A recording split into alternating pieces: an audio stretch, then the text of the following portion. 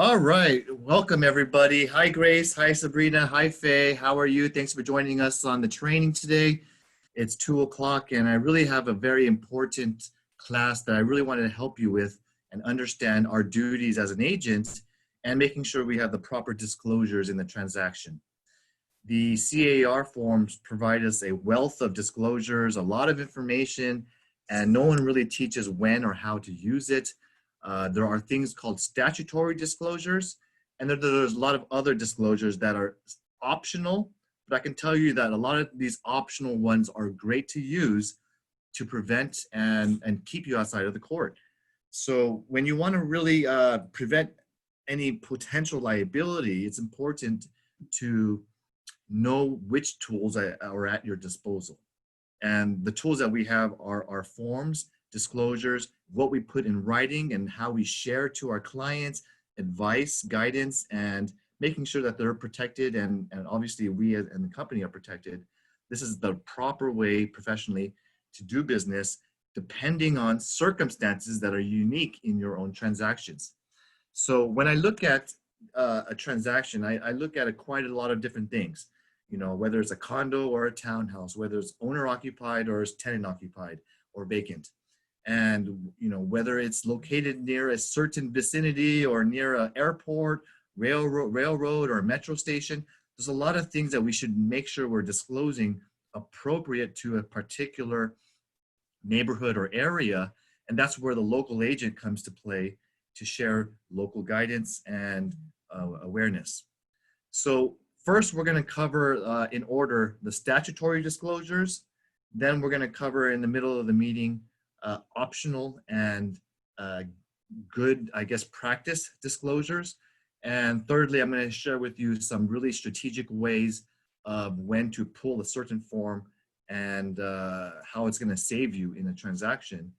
Because there's a lot of things going on. For example, these are the questions I receive. Do I have to disclose if there was a tenant who was smoking marijuana in the property? There are questions where the tenant or an occupant was growing marijuana on the property. I get questions such as, you know, do I have to disclose if, the recent one was the HOA is closing the pool area and the rec room, the facility room, or the gym.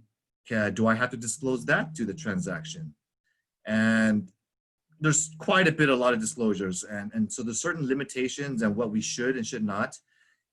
The rule of thumb generally for an agent is if you think that the buyer should know this or would like to know this, if you were a buyer, my answer to you would be yes, you should probably disclose it. That's the general rule of thumb. If you were a buyer and you thought information is important, this is something that you should disclose. Okay, that's the best rule of thumb right now. So we're going to get into it. If you want to unmute yourself and ask questions, that'd be great. I'll leave a portion throughout the training if you want to ask questions or write them in the chat box. All right, so let's get into the share screen mode. I have first of all the statutory disclosure that I'm going to be talking about, and this is from the Department of Real Estate. And we have certain requirements when you transfer residential property. And this is a focus on only residential homes, not commercial properties. So I'm gonna have to only focus right now on the residential side, but if you have questions on commercial, let me know. California Civil Code 1102 requires whenever we sell a 1 to 4 unit property, which is vast majority of our sales, we do need to have particular disclosures required in the transaction.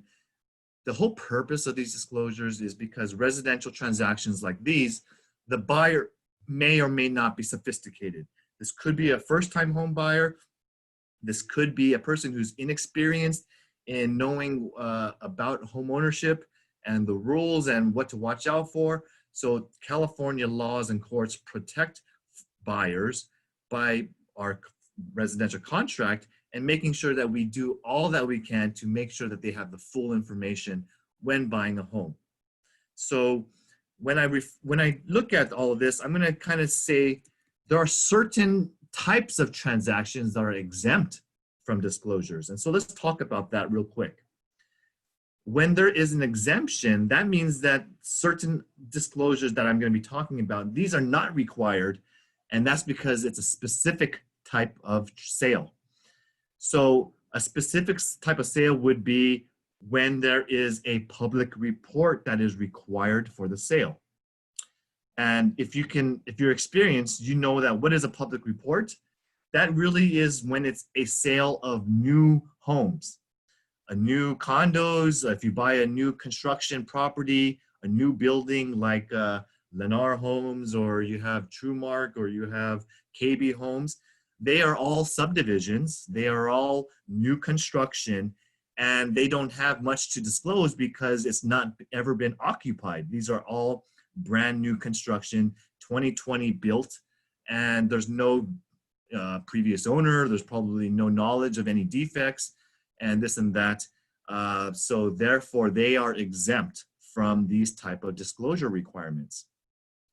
The other type of exemptions that qualify are court-ordered transfers or a foreclosure sale. And these are when a court is requiring a sale because maybe the seller is bankrupt and filed bankruptcy and they want to dispose of their assets and sell it for whatever it's worth. They're exempt. They don't have any they don't have to share any knowledge or previous known defects about the property because the court is forcing the sale. The foreclosure is when a bank takes over the property. Guess what? The bank takes over using their note. Usually it's their first trustee position.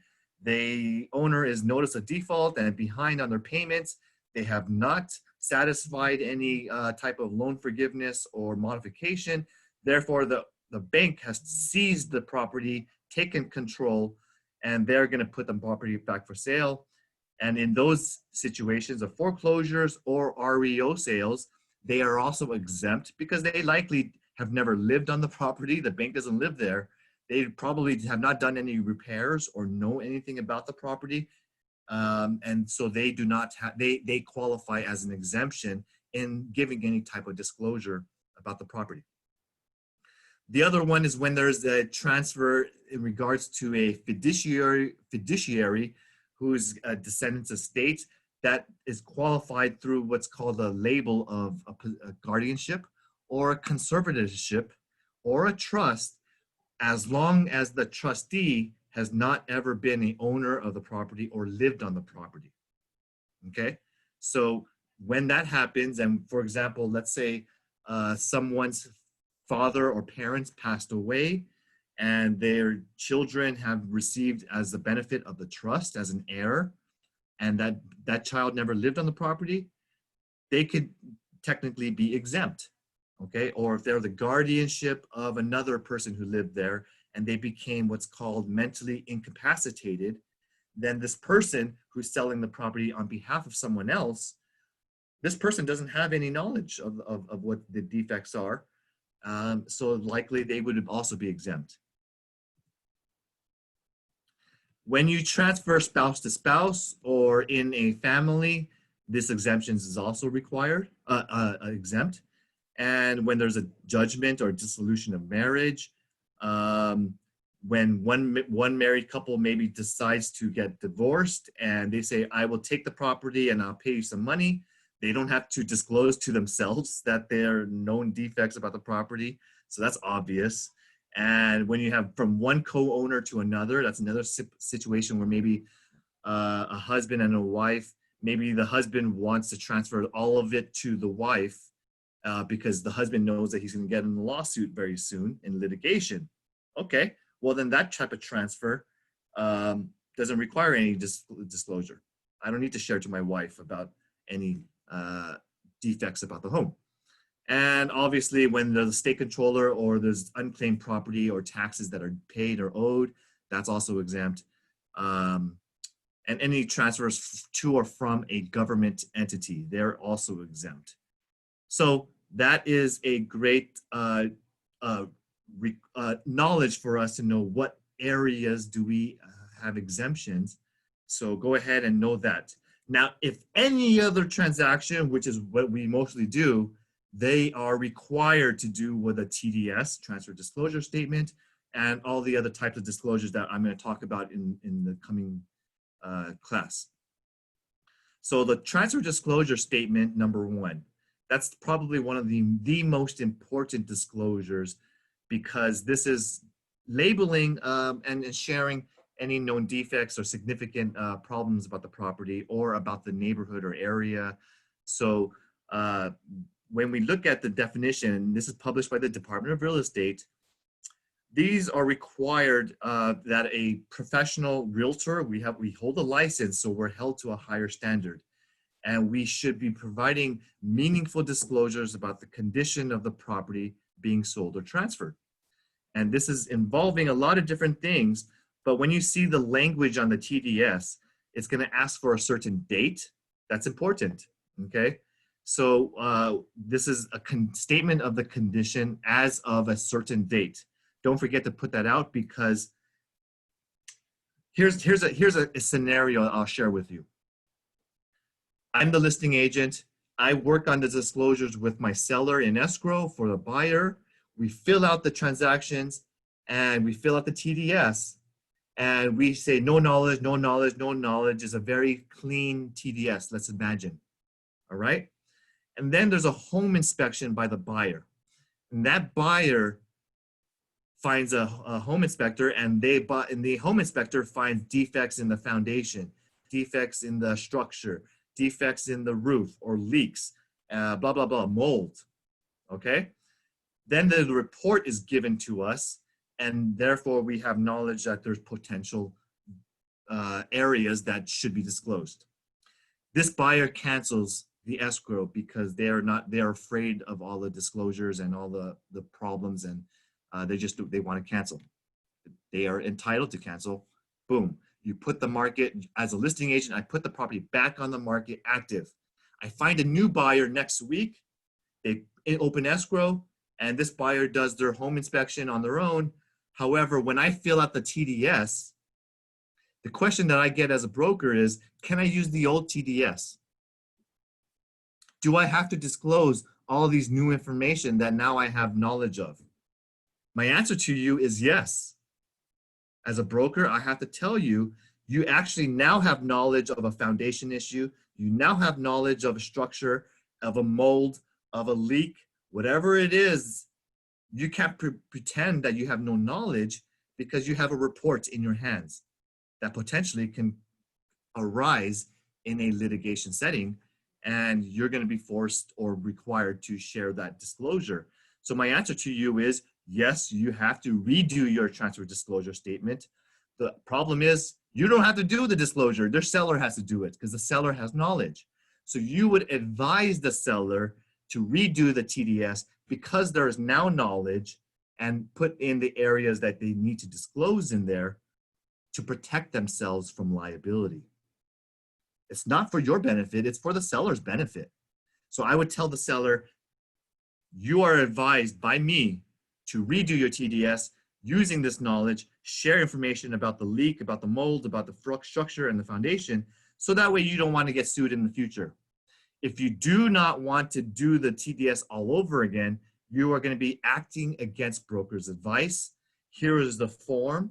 I'm going to tell you that you're acting against advice, and I'm going to go ahead and have you sign this form, because I can't take the liability for you. Okay? We'll use your old TDS, but you got to sign this form. Is that fair?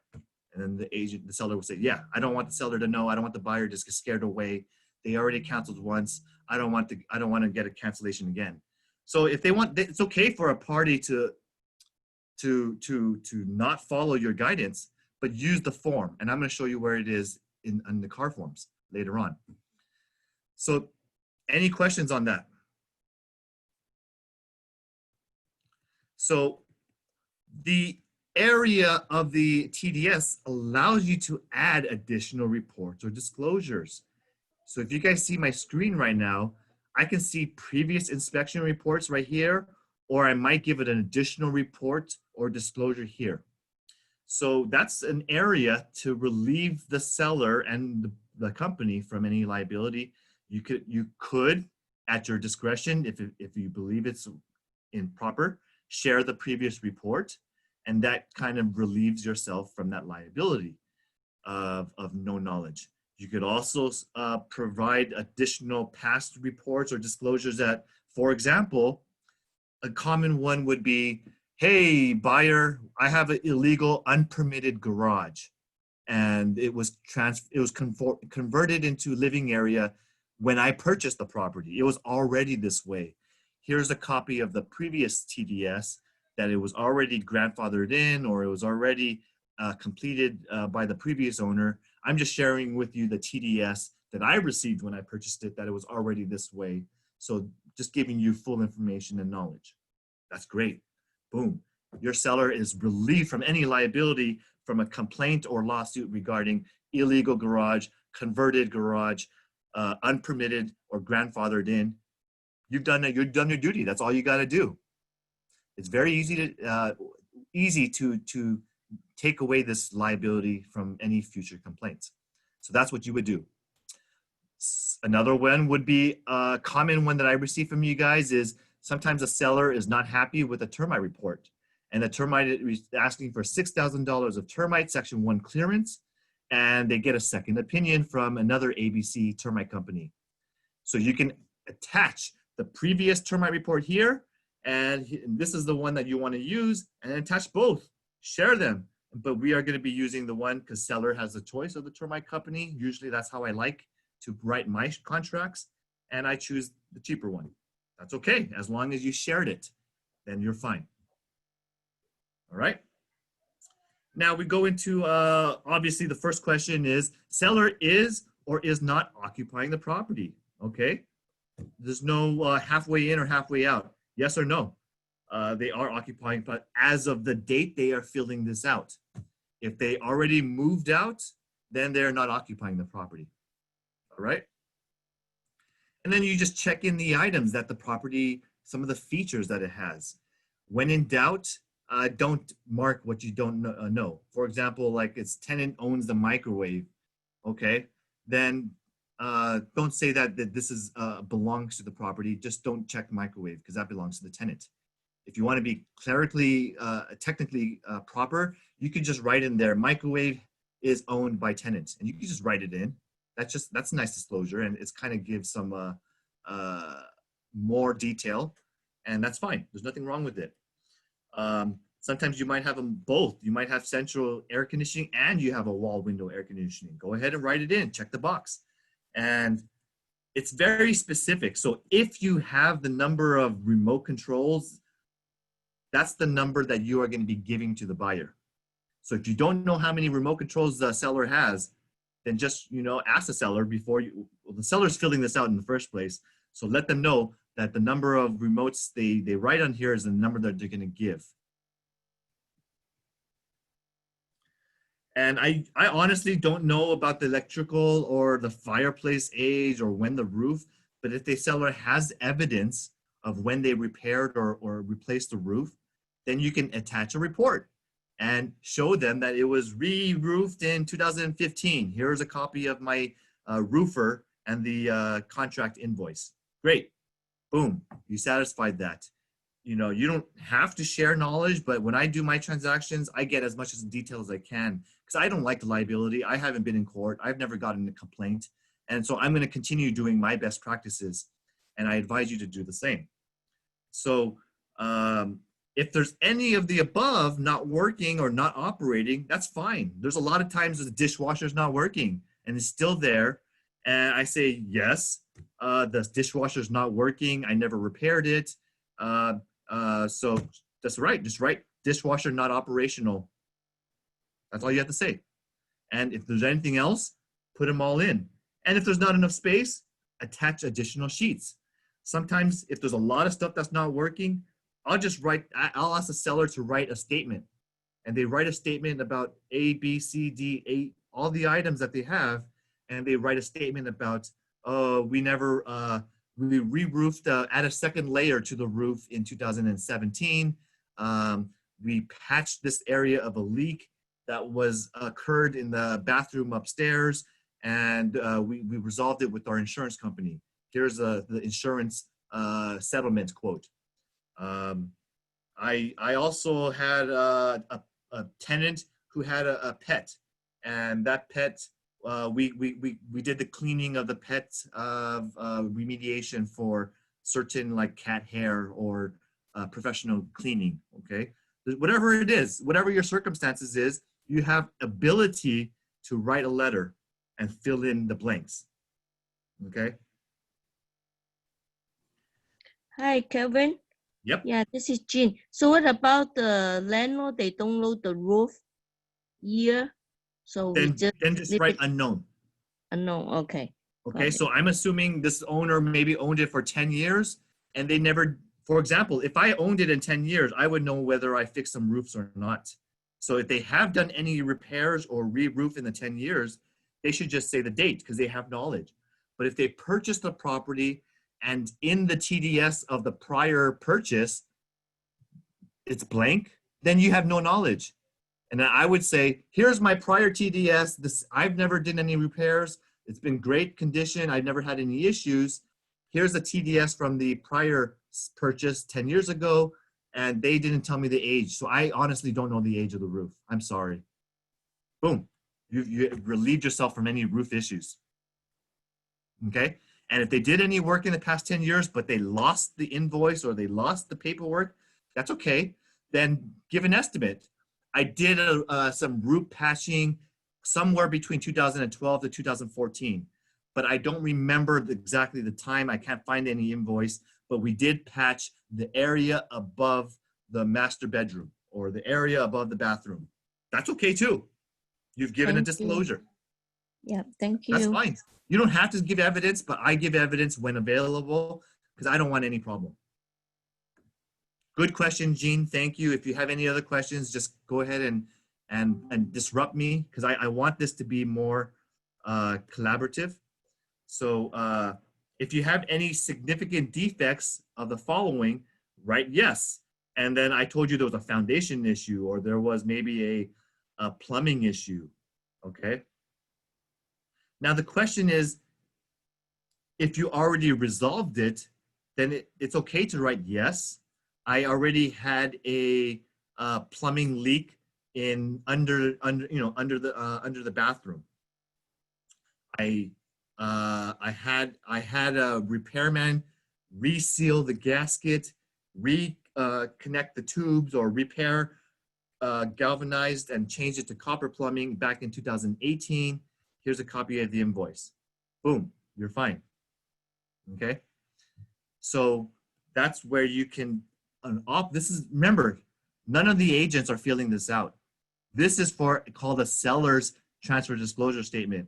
The seller is completing this. They're going to call you for advice and you're going to repeat what I told you.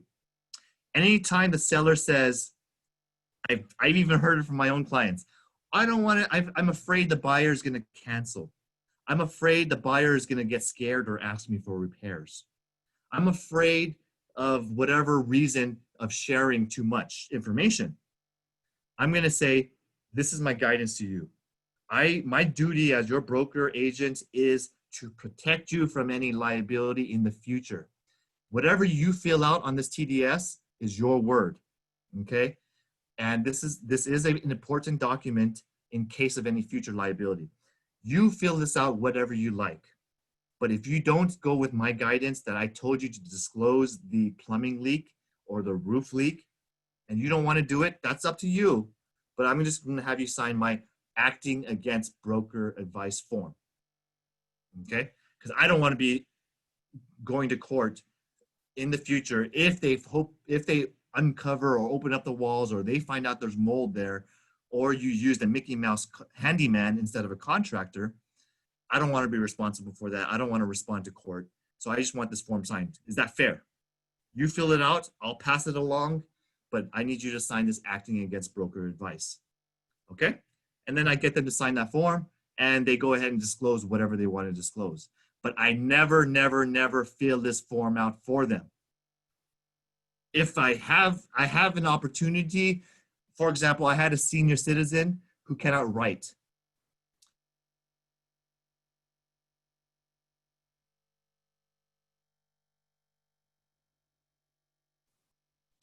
Kelvin, your screen is freeze.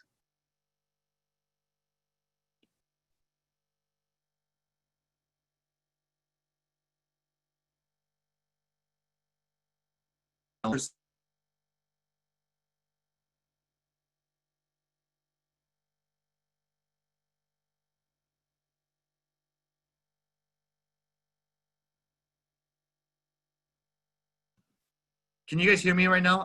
Something happened. Yes. Okay. Yeah, we can hear you. Okay. So I had a senior citizen's family member fill everything out according to what I helped them with, and then they signed it. Okay. So in that instance, I did fill it out, but it wasn't in my writing. It was signed by them. It was a guidance after I went question by question with them over the phone. Okay. So I did help them, but it wasn't in from me. It was from them. Okay. So that's a strategy that I use for, it could be a foreigner who doesn't speak English. Then I help them with some English and I help them prepare the language that they should disclose. I'm happy that they're disclosing it. And I'm using the language that I think is fair, but protects the company and the agent, and it also protects the seller. So that's a suggestion for those of you who have that circumstance where maybe it's someone who doesn't know a lot about property, or they don't know about the language barrier, or they just mentally incapacitated or elderly and cannot write. Okay, so that's a helpful strategy as well. Let's go back to screen share.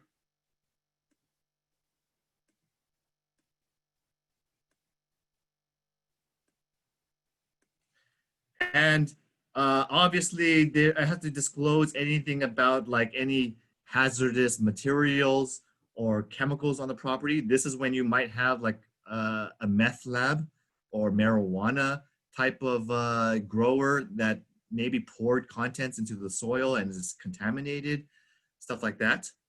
Or if you have any common, this is, you know, people always write no on here and then they actually are living in a condo. I look at this and I say, oh, this is not right. We have a common wall. Please fill out, I reject the TDS and have them properly fill it out. So if you have any common areas like a common easement or fences, okay, or shared driveway, okay, I make them redo their TDS. And I disclose to them, hey, or I share, you have an encroachment, you have an easement. Please fill it out. Yes, okay. A lot of times I dealt with this on so many properties where they have modifications, room additions, or they did a floor plan rearrangement or added a bathroom and they didn't get the permits. That's okay. We could sell the property, but disclose that you did it without permits. Okay, don't just expect a buyer to see the public profile report and it says 2 bathrooms and all of a sudden there's 4 bathrooms on the property. Disclose it. Okay, don't try to lie because it's obvious. Any flooding problems, drainage or grading, okay? You know, that you could find out through any home inspector, or if there's any issues on, you could see obvious draining issues. If water is always kind of connected to the property and it's kind of just stays there after a heavy rain, you're gonna see stains on the floor, okay?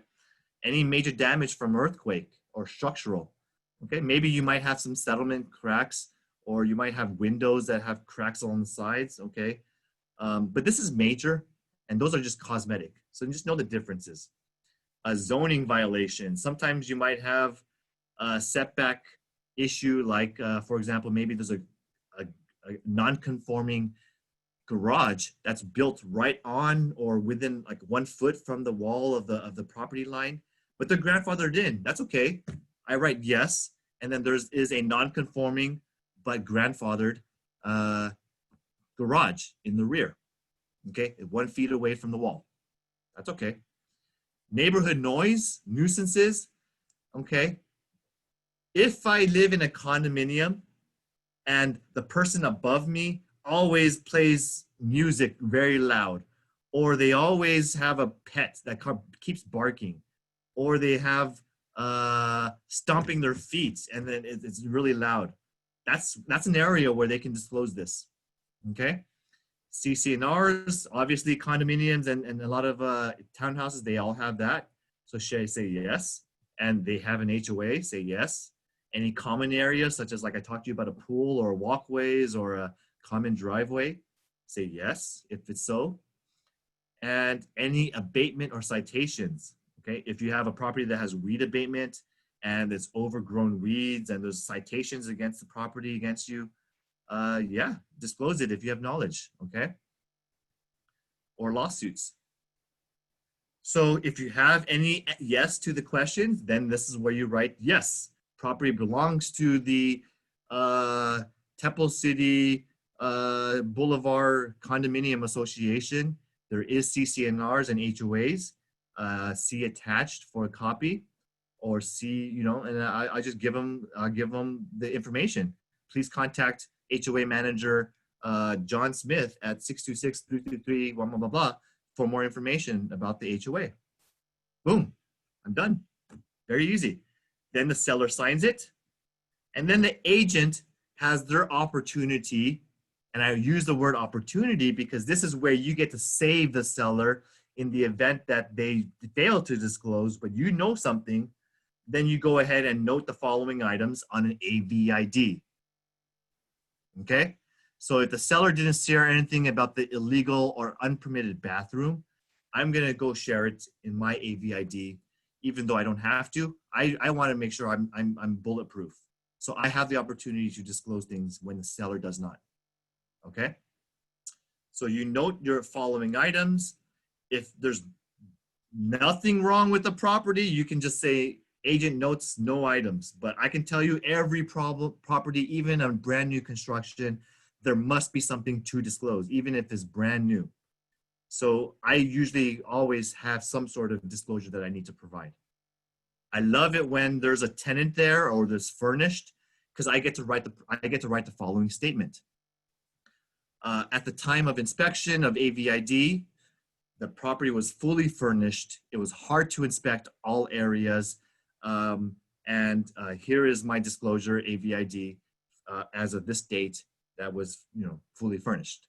The reason why I like to write that is because I relieve myself from liability when an attorney or a complainant asks me, well, how you could have seen this floor? It was obvious. And I go, no, there was actually a rug or a piece of sofa that was over that area. I have no duty to move furniture or to move any heavy equipment or to open up to go into the crawl space, or I don't have to go to the attic. So I have protection as an agent that I only have to do a visual. I only have to walk the areas and only share the items that I see, okay? Only the items that I can see. If it's covered up or the closet is completely full, I might take a picture that the closet is fully full and hard to inspect. The closet was full of clothing, did not see any items to disclose.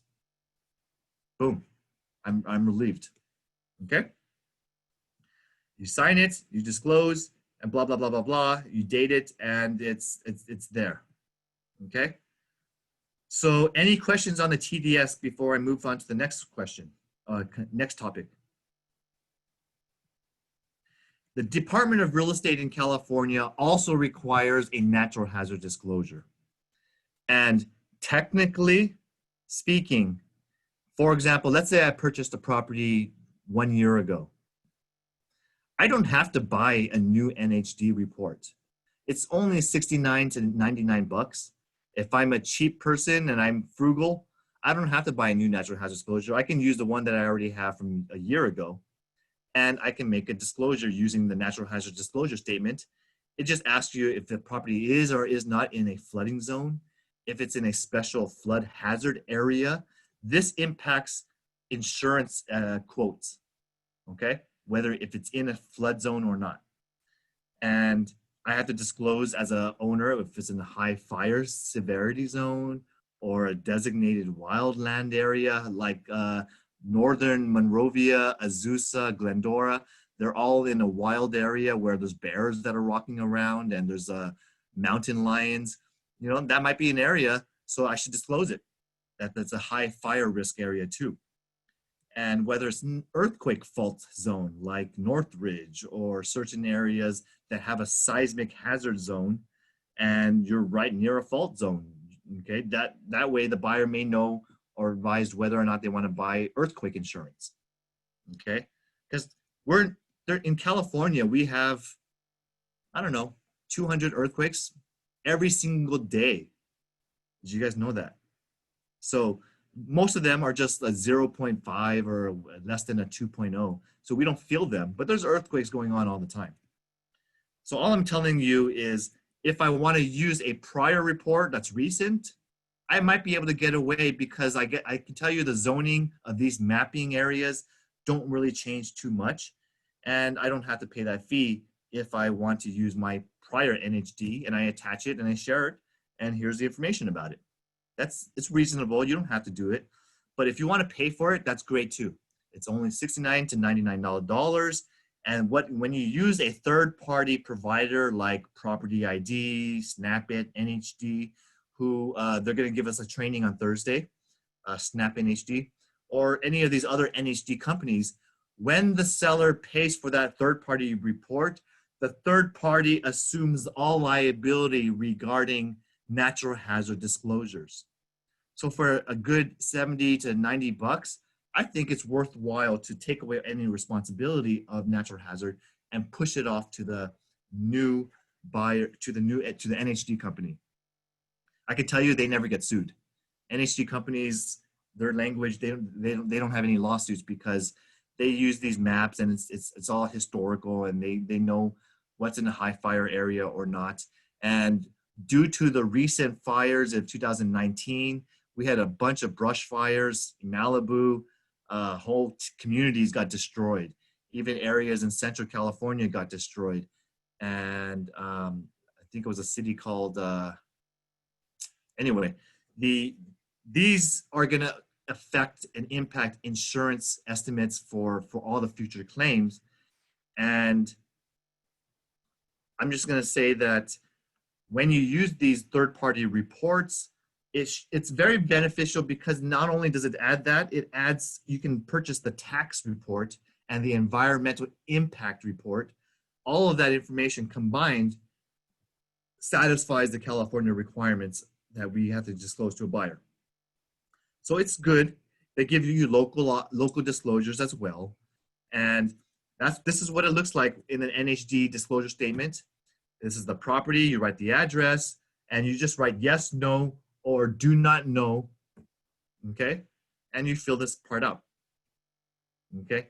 But typically, I never use— Kelvin, yeah, so like since have this report, so we have to wait for the NHD report before we fill this one in. Oh, when you provide an NHD report, you don't fill this document out. This is only when the seller is frugal, or they have a recent report that maybe they're a flipper and they purchased it then like a year or 2 years ago. They don't want to buy a new $80 report, so they use the old one. And they can fill this page out that this is yes or no, according to my report 2 years ago. And then I attach that report. I see. Got but it. when you use a third-party provider, then this is not even necessary. It's given to them in an NHD report. 90% of my transactions, you guys are using the NHD provider. And that's fine. I like that. It's better. It's an inexpensive report. Good question. And this is to the best of our knowledge. And we exercise good faith, and the third-party disclosures here. So that's how you use this. If you want to attach this form because after you get your report, you can. Having more paperwork is always better than having less paperwork, Gene. So I don't mind you also including this if you want to. But your duty is not required, but it's nice to have it if you want it. Okay? I rather order the NHD report. You know, sometimes like this kind of the report, we fill it up, so we mess up a little bit, like the Melrose. Sometimes you know, they didn't say any very clear it's a Melrose. They just say something a lot of like assessment. assessment property tax, you need to Correct. pay for that. Then you mess up yourself, only $89, you have a good sleep. Exactly. And that's why you gave me a perfect segue, because it talks about what I love about the NHD reports, and that's why more than 90% of you are using this in transactions, is that it includes tax information and mellow ruse and bonds. So every city, every community has residents, and they also get to vote on specific types of services that they want in their own cities. So, for example, some new communities, maybe like, I don't know, Rancho Cucamonga or Azusa has the whole entire Rosedale area, or San Gabriel Valley, we have a mosquito type of repellent that they do treatment on. So anyway, I'm just telling you that the Mello-Roos and special assessments, they're labeled here. So anything that the residents have voted on and passed and approved, school district bond, library fees, police or fire extra fees, parks and recreation fees. Sometimes citizens of the city love to support specific parks or specific schools and libraries, and that's okay. Arcadia has Measure A, and they have Arcadia City voted, the residents wanted to add more funding to the schools. That's okay. That's why they have a 9 or 10 in their school ratings, because they reinvest and want to build back and they believe in education. So as long as there is voted and passed special assessments or Mello-Roos, we get to disclose it. It's all listed in the NHD tax report. That's why you asked for it, okay? So thank you, Jean, for adding that. And it also tells you what the property tax is being paid or supplemental tax bills that they might be getting. So we don't technically need to add the form notice of your supplemental tax bill because it's already disclosed in the NHD. Although I like to include the supplemental tax bill anyways, because I don't know, half the clients of my buyers, they go, huh? How come I already paid my property tax through Escrow? How come I'm getting this supplemental tax bill? And then these clients they don't read their paperwork. And I go, I told you already that you are going to get a supplemental tax bill because the county is going to tax you on the difference of your sales price only for once you started taking the property until the next tax bill. Your next 2021 tax bill will be proper. This is a one-time update for the additional taxes that are owed. Okay, and that's it. And it makes sense. It's all based on the date of their purchase, close of escrow, and they are responsible for taxes for the increase of the appreciated value.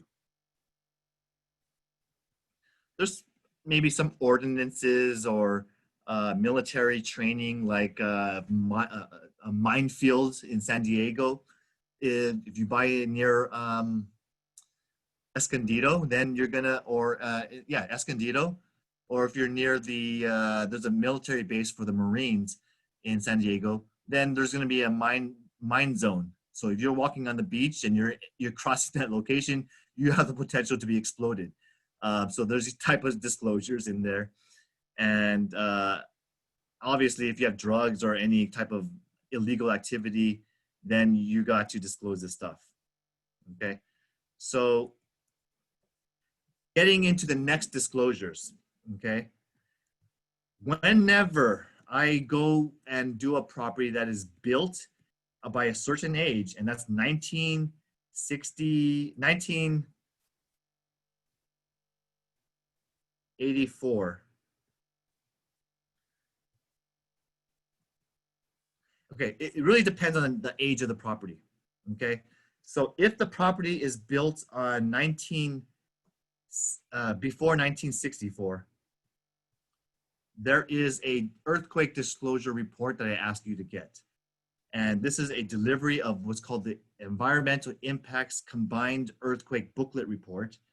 And it includes all this typical language. It's a big, long 100-page booklet that tells them that they should know about earthquake safety, about unreinforced masonry, because most of the properties in California are wood framed, okay?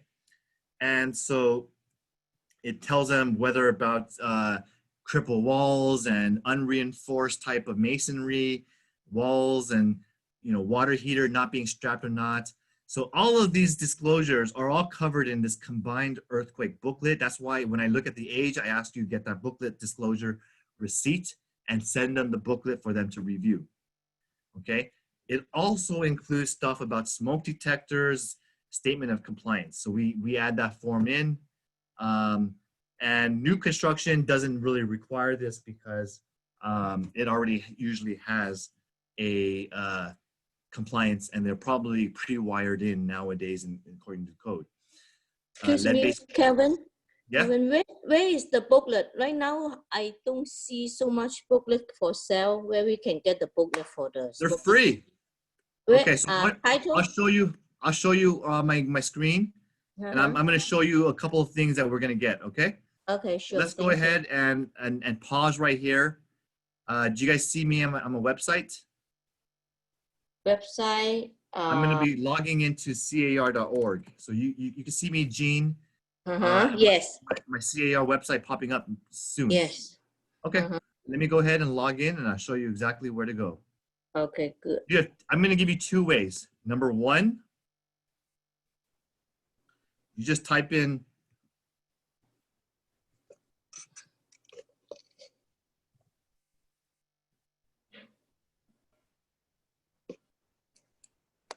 from the drive. From the drive. So one way is the easy way is I go to the Dynasty Agent Resource Center.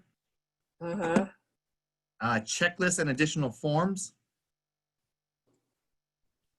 I got a earthquake report and receipt is right here. This is only just for the page to fill out. Yes. So this is the page to fill out. This is if you want the quick one.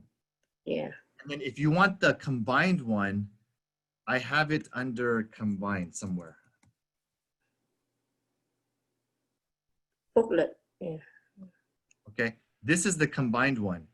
And so this is also uploaded in the drive. I see. And this has all the stuff we talked about. Okay, mold, radon, glossary, blah, blah, blah, blah, blah. And this is the full one that you should be sending out. Okay, thank you. And that's one way, okay? If you want to do it the other way, you go log into your zip form. So I need to go and sign in. I'm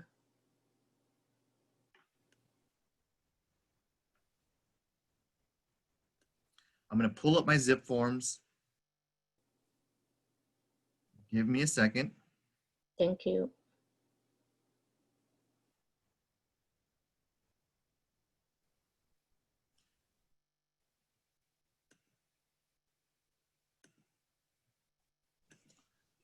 All right, so now my zip forms is pulling up. You guys see the blue screen? Yes. Okay, so let's load up my zip forms.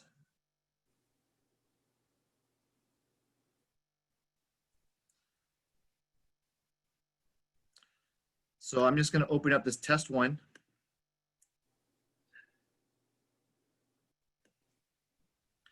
Okay, so you go to this library under zip all forms, change the library from CAR, and you have to go to ePubs, ePublications for California.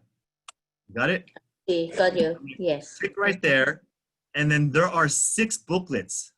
There's one, which is called the Residential Environmental, 206, 306, 406, 506. I take all of them. So I need all of these, and that's called the combined. But what I did for you guys is I combined them all in the drive, and I put them all into one PDF. So if you prefer it that way, go to my drive. If you prefer to do it the car form way, then you get all 6 of these booklets. Thank you. Got and you. Commercial has a separate booklet for commercial properties or warehouses or stuff like that. Okay. So you guys ask where to get it. This is where you get it. Thank you. Thank you. And it's free. You do not have to pay for it. Okay, sure. Now, the other point that I wanted to point to you, I told you about acting against broker advice. So because I'm already in my zip forms, I'm going to share it with you now. I went to CAR. I did not go to the CAR library. I went to the sample letter library. All right. I go right here. In here, I got 2 forms. one for a seller and a buyer who act against my broker advice. Okay, I pull it up. Let's take a look at what it looks like, guys.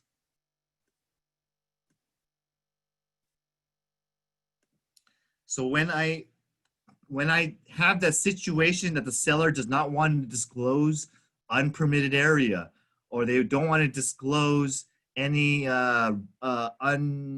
maybe they have a leak or a mold or something that they have knowledge of from the inspection or from their prior knowledge or from a report or complaint from a tenant, and then they don't want to share that information out. Like the tenant grew marijuana on my property.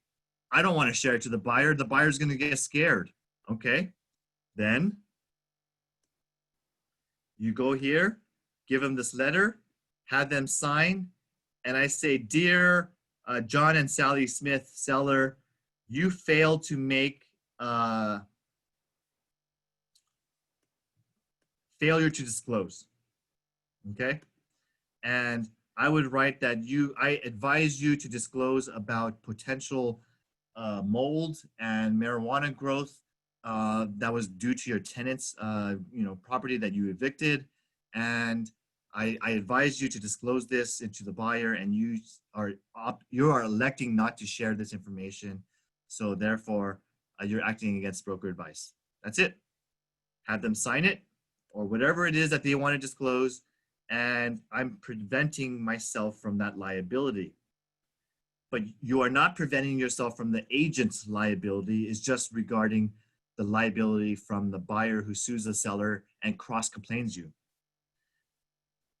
Most of the time, I would still try to find a way to disclose it in my AVID somehow, if it was like something that's serious, like marijuana growth. If it's something that's less serious, maybe it's an unpermitted garage or something like that, I make the decision at case by case. Okay, so there are certain instances where the seller fails to make the repairs, or they don't do it at the right type of person. They're like, hey, the buyer's asking for you to get this plumbing leak completed by a licensed plumber, and you, seller, are saying, I want to use my cousin Sally Jones, who is a handyman who knows how to do this. Well, it's up to you if you want to do it, but they're not licensed, so this is technically not per their request. So you're not doing the agreed upon repairs as agreed upon. And then they can use a Mickey Mouse handyman. Or if they don't allow to certain inspections to the property, then that's not, sometimes the seller does not able to get a tenant to open the doors. Well, then that's acting against broker advice, and they're supposed to allow all inspections as long as they've done it in a timely fashion. Or this is common, if the buyer tries to move in prior to the closing of escrow, that's not against I always say don't allow that to happen. But if the seller really wants to sell, they want to make the arrangements to help the buyer, this is the form to use. Or make repairs prior to close of escrow. Okay, very good form. You guys always ask me to help you with the language. The language is there, guys. It's right there. Use that form. There's another one for buyers. So if you want to check that buyer one out, there's certain duties that a buyer may or may not do against my advice. Same thing. Hey, buyer, you're not working in my advice. You're making a non-contingent offer without inspection. Like you're waiving your appraisal and your loan inspection or your due diligence. You really want this property? Great. Okay. Then that's not that's against my advice. I've always advised do inspections. If they are removing a contingency before having the loan approved, you're acting against my advice. My advice is not to remove this contingency, but if you have faith in your loan and your income and you're reliant on your lender and you trust them, that's fine. Remove the loan contingency. This is against my advice. Boom. Have them sign the form. A lot of times they fail to make an inspection, so I attach the BIW and I attach this letter that I always, even if it's new construction, I always advise to get an inspection. I'm sorry, I have to ask you to sign this form that you waived your inspection and you're acting against broker advice. Okay? Or maybe it's a buyer who's making 5 offers and they're kind of doing, let's see which one is willing to play ball and give me the offer that I like. Then it's against my advice. Blah, blah, blah, blah, blah. Okay? Any questions, or else I'm going to go back to the disclosure training. Now, lead-based paint, if it's built before 1978, there is a probability or chance that there is some lead on the property and that it could be hazardous to a child who happened to have a lawsuit that caused this, and a child was eating some paint-peeled areas and the child died. So if you have 1978, disclose whether or not it has lead-based paint, and if you don't know, then just write don't know. Okay? Any questions on lead-based paint? The environmental is already covered in the NHD. So I just share the report and have them sign and make sure that they say, that they've read it. That's why the receipt form is great, because it tells them that I have received the booklet and I read it. Okay? That relieves you from any liability of not disclosing about environmental impacts. And I'm going to the termite report. The law does not require, in California, it does not require structural pest reports, inspections. It's optional. It's a negotiation point. As a buyer's agent, I like it because it helps my buyer get a report, and it also gives me areas where I can cancel, or I can get late delivery of documentation, and I can get extensions all the time using the termite Section 1 clearance report, because they usually deliver to me late.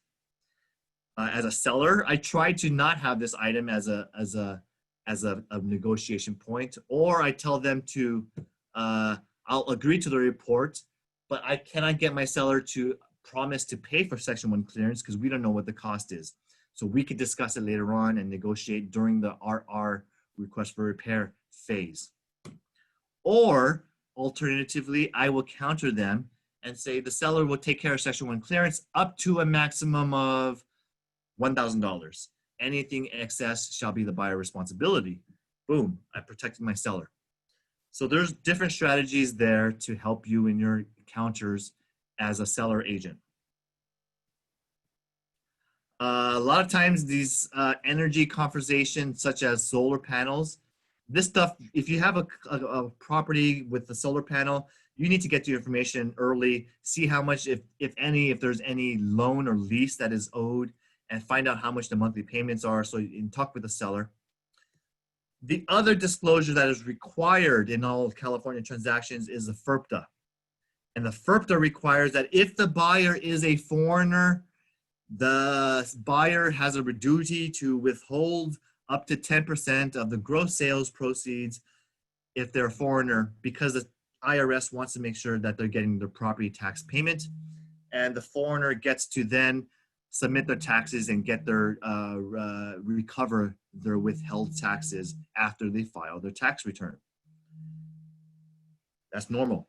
The duty of the buyer is the duty of the buyer, but I'm telling you that the escrow takes on this duty if it's in the situation for Southern California. That's one of the great benefits of having a good escrow officer. Now, if you have a situation where there's withholding and the buyer, the California must also withhold 3 1/3%. There is one strategy I have for those of you who have clients who are foreigners, and that's using Michael Brooks. His company specializes in waiving the withholding requirement and making the client be able to get their full proceeds back immediately by paying the attorney a fee, and he can help them get and file the proper taxes and the requirements, so that they don't have to wait till April of next year, file the taxes, and then get their money back. So if you want to talk to him, send your clients to Michael Brooks, and he can help you with that. I also have his PowerPoint slides in my Dynasty Agent Resources Drive. It's in both English and Mandarin.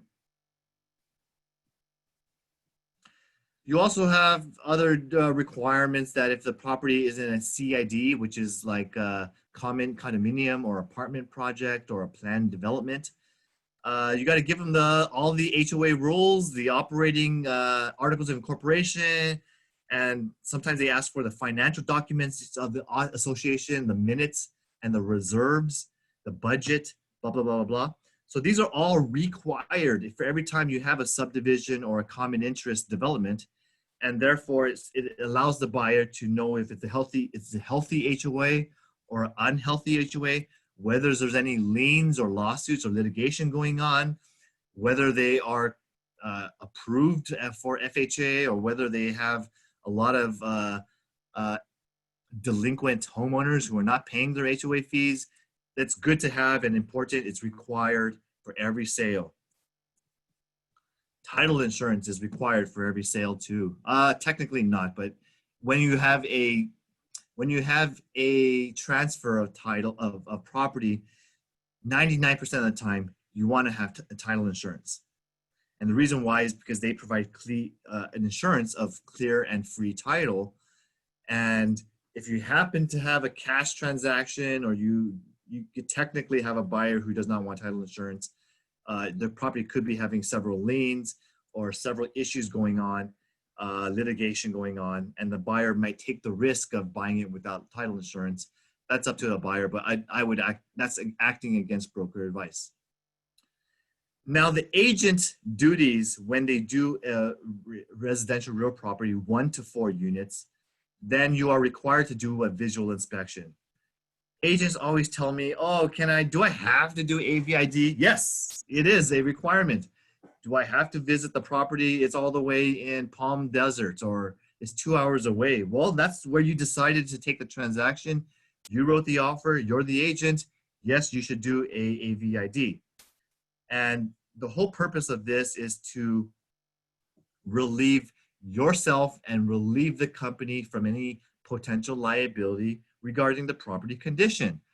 So this requires you to share material facts about whether there's any problems or disclosures or areas that the seller didn't disclose or that you discovered through your investigations, anything that you think is significant. And if you were wanting to know about the property as a buyer, yes, you should disclose it. You do not have to go to unaccessible areas. So like the basement, nope. Attic, nope. If it's a room and it's fully loaded with furniture, you don't have to move it. So you can just say bedroom number 4 is completely occupied with all this furniture, could not access the interior. I do not have to go off the property at all. So I don't have to go to the neighboring HOA areas. I don't have to go to the common areas. If it's a big condominium complex, I only do the AVID of the interior dwelling unit. I do not have to inspect public records or permits. I'm not required to go to the county recorder's office and make sure every single permit is filed or not. That's not my duty as an agent. I do not have to go to the common areas like the elevators or the pool area or the barbecue or the pool house or the blah, blah, blah, okay? So that's an area where you have a duty and you have a requirement to share any relationship that DRE requires, like I'm related to the owner or related to the buyer. I have that duty to share the relationship, okay? So we have the agency disclosure is required for every single family, 1 through 4 unit. And this is what the form looks like, blah, blah, blah, blah, blah. You guys all seen it. The question becomes, when do I provide the agency disclosure? Honestly, this is provided at your first interaction with the client, maybe first time you're showing them properties, first time you're taking a presentation. That's when you provide this form. It's not a contract. It does not require your buyer or seller to be committed to you. It's only sharing that what's the duties of a buyer's agent, the duties of a listing agent, and a dual agent as well. That's all it says. And that you share this disclosure because that's what an agent does. You share information about what your duties will or will not be. It's a simple form. I usually get no resistance when I share this form, when I phrase it like that.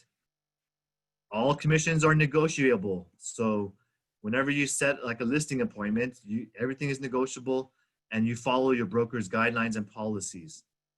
My policies for every single family 1 through 4 unit is 4% is the minimum commissions that we charge. That's because we're a full service. I would like you to get 5 or 6%, but it's up to you. That is what you have empowered to be. If there's a death on the property, that's obviously disclosed if it happened on the property within the past 3 years. But if it happened 4 years ago, the seller doesn't have to disclose it. You got it? If the person died of AIDS, they don't have to disclose it. Okay? Even if it was within 1 to 3 years. Okay? That's the one exception. So just wanted to share that with you. And sales price, it's it's basically the market value. Whatever the sales price is, we don't set the prices. It's up to the parties to decide the asking price and the offer price. You should disclose financing if you're in your purchase contract. So if you change the financing terms in the middle of escrow, you should disclose it. Oh, we're planning, we declared cash, but actually the rates are so good at 3%. My buyer would like to actually get financing instead. I'll draft up an addendum proposing financing, and I would let the other party know, and they don't have to agree to any changes to the contract, but they should allow me to get my financing as long as I contract based upon the same dates and timeframes. Any questions so far? So I'm not going to talk too much about the mortgage disclosure stuff because the lender takes care of that.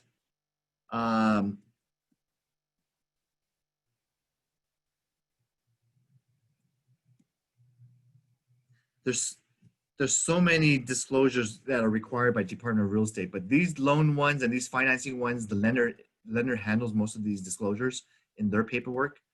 So I'm going to skip down to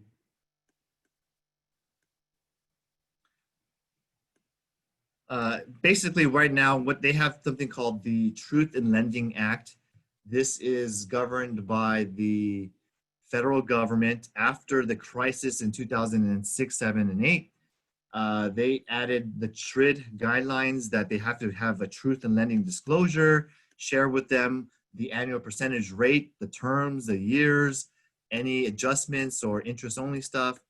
And so all of that stuff gives the buyer 3 days to review all documentation, and then they can cancel if they don't like it. So that is that. That is the typical standard disclosures. We've covered what you need to cover. My checklist hasn't been updated, but it does have all the required disclosures. The only new disclosures that is required regarding sale is, and I'm going to pull up my form. Give me a second.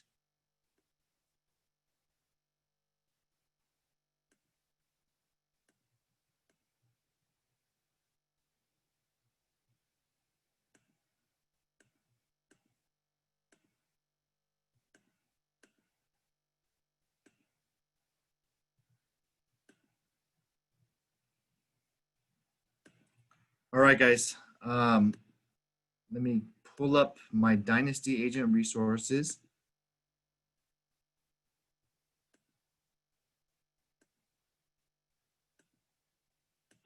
Okay, so the other thing that I want to share is the checklist.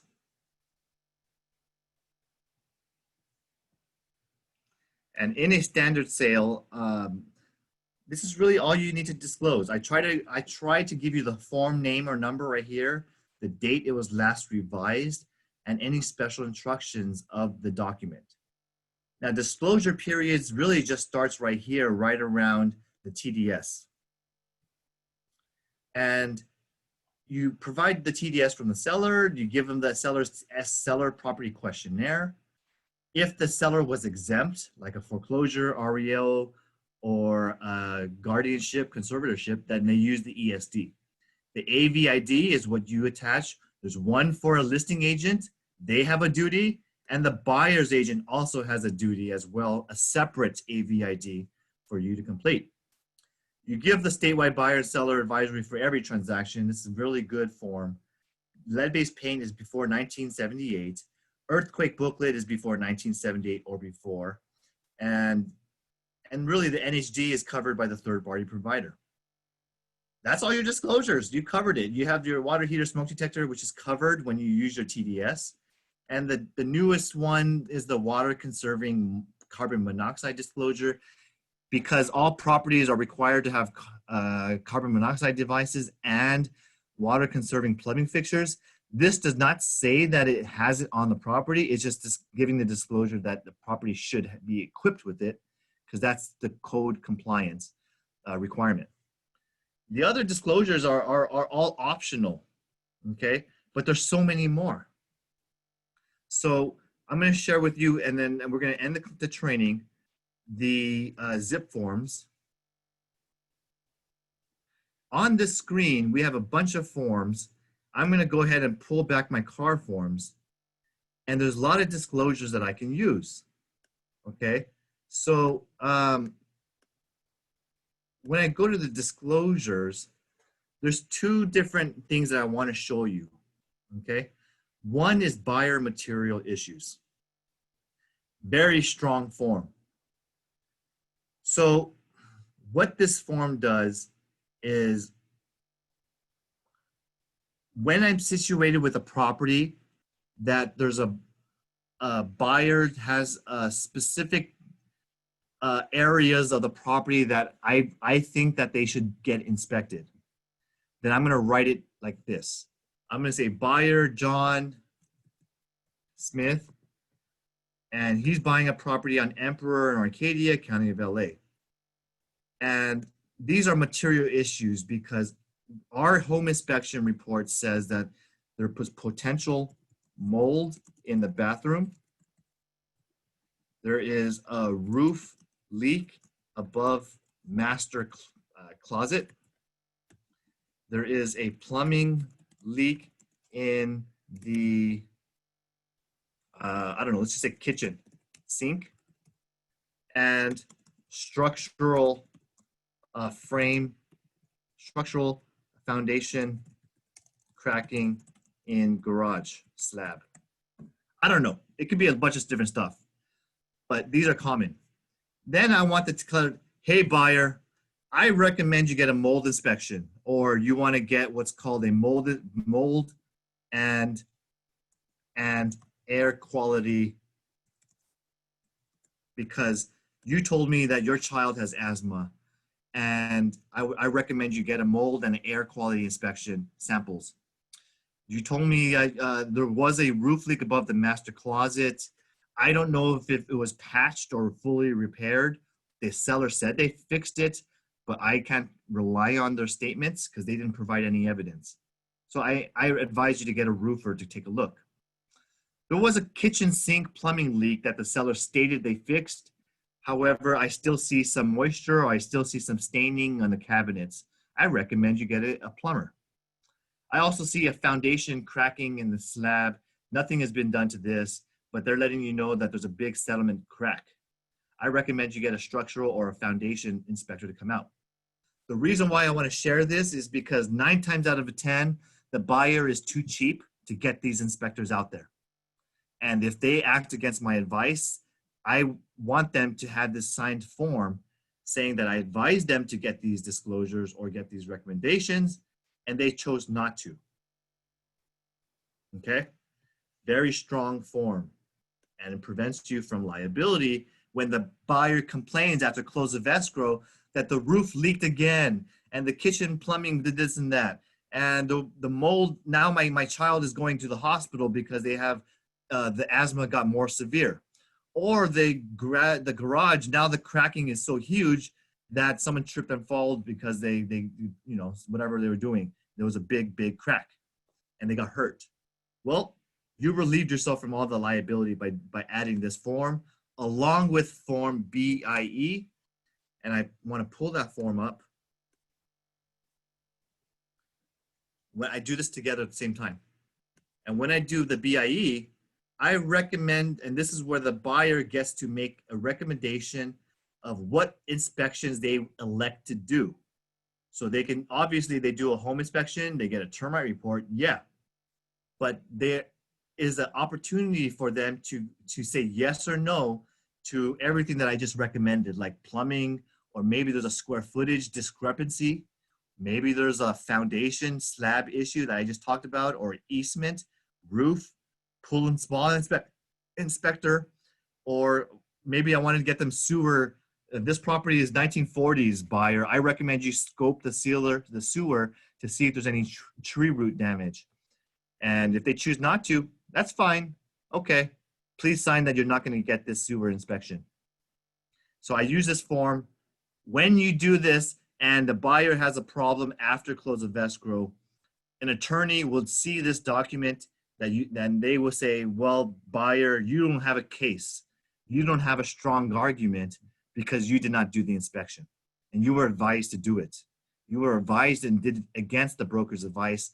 Sorry, I can't take your case, buyer. I'm not going to win. And I'm a lawyer who only takes winning cases. I don't take losing cases. That's what the attorney is going to tell them.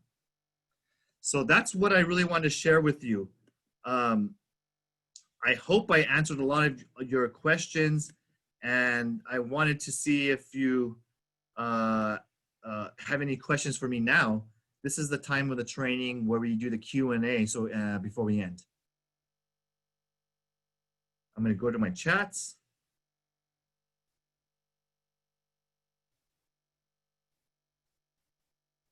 Okay, someone asked a question regarding noise, and the seller doesn't think there's noise, but later on the buyer complains about noise. What type of noise do you want to ask?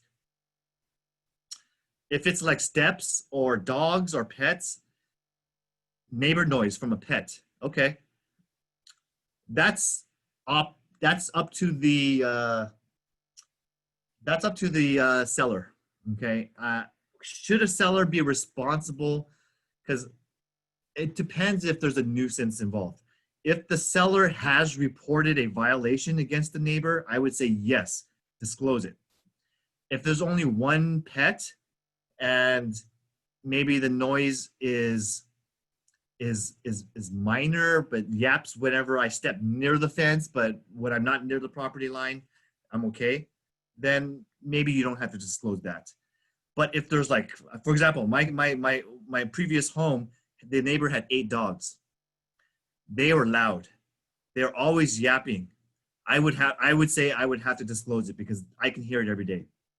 So I've reported of my neighbor as well because they don't take care of their pets, or they're always outdoors and they're always yapping every time the mail comes and every time they're walking around and blah blah blah blah. But if it's one pet, maybe you can get away with it. Okay? Or you could just say, hey, neighbor has a pet, a pet dog. Okay? And at least you tried to disclose it, but you didn't say it was that noisy, but you know. So it's up to you.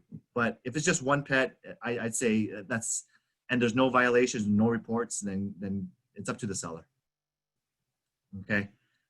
I hope that gives you some right guidance, and you know, it's really case by case or scenario based.